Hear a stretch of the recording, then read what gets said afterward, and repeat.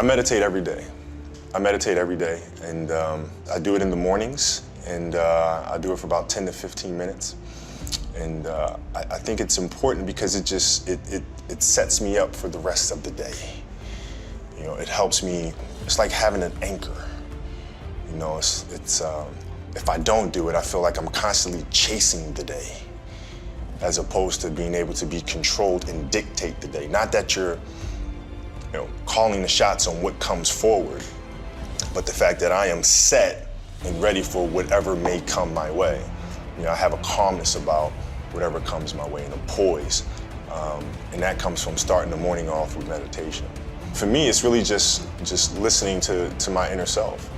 I mean, that's basically it. Like you sit in silence and you just allow these thoughts to come forward, and you get a chance to observe the self and things that may be lying beneath the surface that if you don't have that time to sit quietly on your own, you'll never pay attention to. Because if you think about it, like, the reality is we're paying attention to so many things that are going on around us.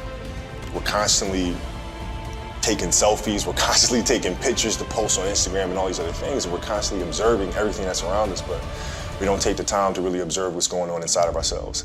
And that's what meditation is for me. The truth is that we can all, at any stage in our life, create a life of no regrets. There's no limits, there's no impossibilities, there's no stopping point. There's not a point where from that point onwards, you don't have a chance. You always, always, always have a chance. Regret has some really important roles. The first one is that it helps us make sense of the world from our perspective for one of the first times. See, most of us have spent our lives learning what's important to us based on maybe what families taught, what communities taught, what parents taught, what education taught, whatever it is. When you start regretting something, when you think you did something wrong, when you start thinking that I could have done something differently, you're making sense of the world from your perspective. It's crazy how powerful this is, right?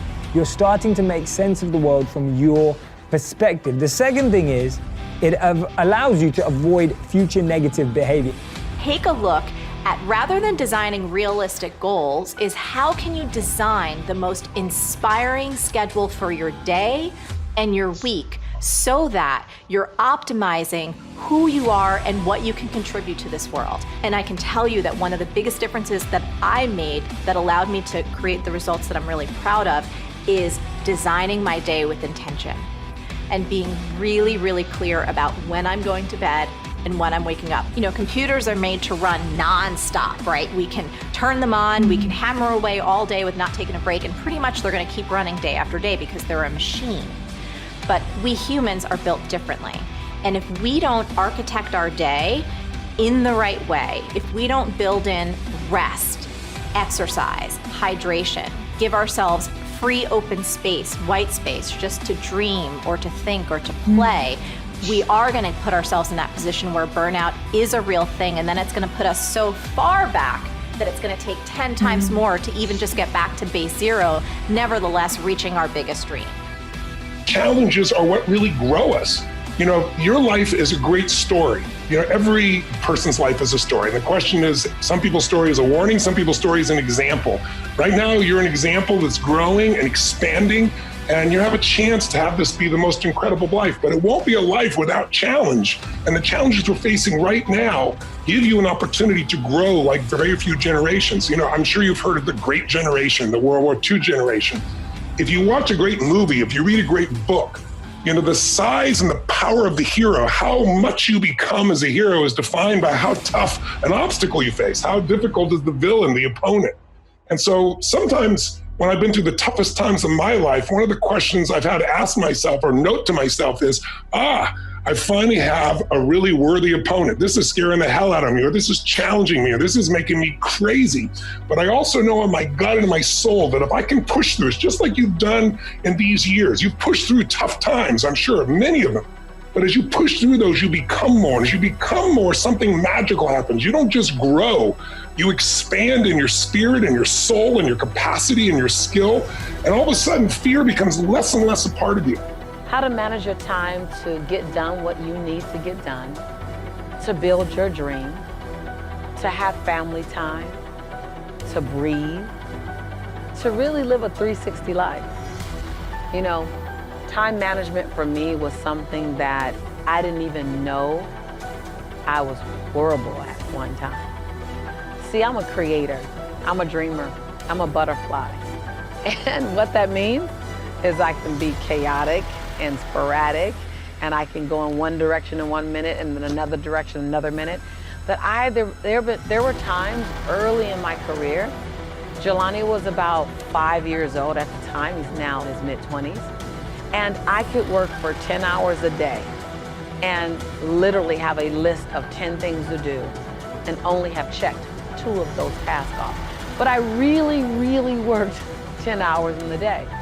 And I remember for years I wondered, what is it that I'm doing wrong? What is it that I'm not doing? Why do I feel overwhelmed? Why do I constantly feel as if I don't have enough time? Do you know that it takes literally as much energy to remain in overwhelm as it does to get organized and manage your time? I know that sounds crazy. I didn't believe it when I first heard it, but actually overwhelm is an unconscious, say unconscious, overwhelm is an unconscious strategy. Say unconscious strategy. Yes, I know. It stings. It's not nice to hear. I didn't want to hear it. I resisted it when I first heard it. And yet the truth is that it actually does take as much energy to keep making up the plan versus making a plan and staying in it. Now, my belief system around time management was that time management was going to restrict my creativity. Time management was going to make me feel as if I'm boxed in, I'm blocked in, I'm limited. Time management was going to take away my freedom. Man, I had a long list of the things that I considered time management to do and how many ways it would damage who I am. And the truth is, it took me a while. It really took me a while to really become committed to time management.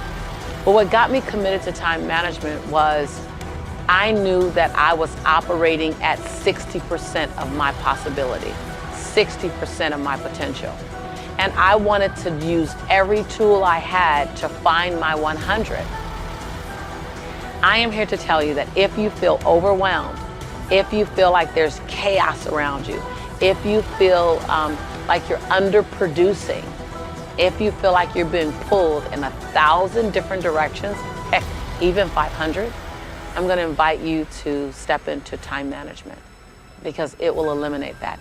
Time management, the proper time management gives you grace and ease, gives you time. It allows you to get more, yes, I said more done in a day and have greater peace of mind while you're doing it. You actually can get more done in a shorter period of time. If I had not done it myself, I would not believe what I'm saying right now. But I'm here to tell you, you effectively implement time management, you will actually have more freedom, more structure, more peace of mind, more joy. And get this, it'll feel as if you have more time.